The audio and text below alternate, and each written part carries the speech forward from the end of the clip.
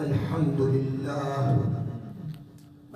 لله رب العالمين، والصلاة والسلام على أشرف الأنبياء والمرسلين وعلى آله وأصحابه أجمعين.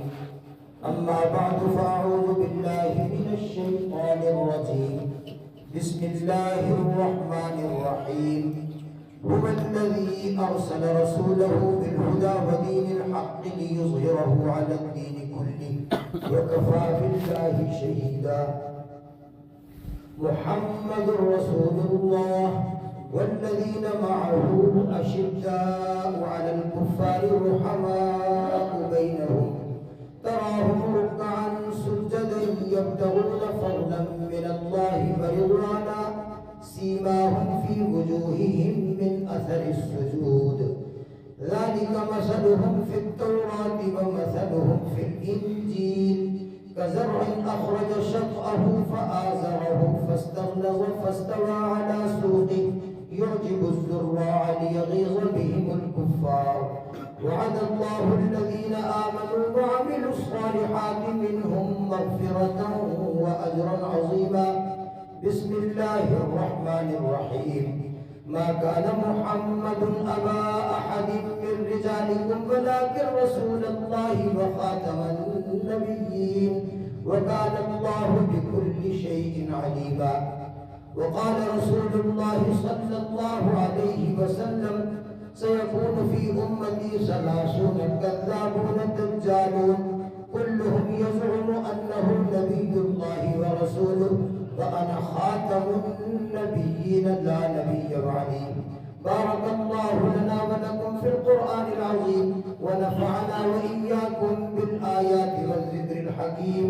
أستغفر الله لي ولكم ولسائر المسلمين، واستغفروه إنه هو الغفور الرحيم.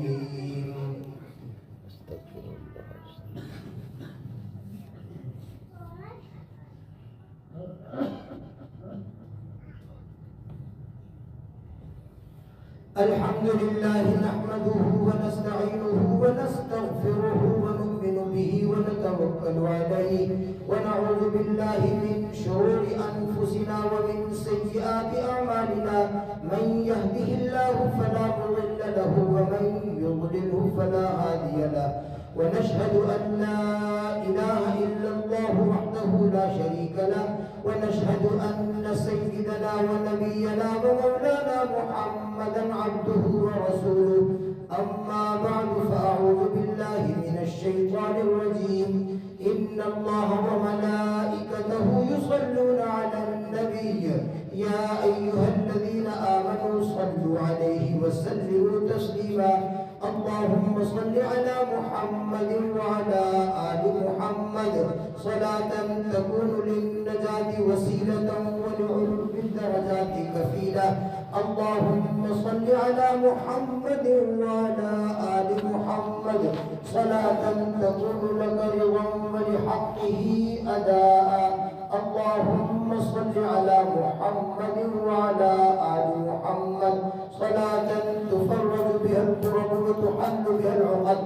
وصل كذلك على جميع الأنبياء والمرسلين، وعلى الملائكة المقربين، وعلى الخلفاء الراشدين المهديين، وعلى جميع الصحابة والتابعين ومن تبعهم أجمعين إلى يوم الدين.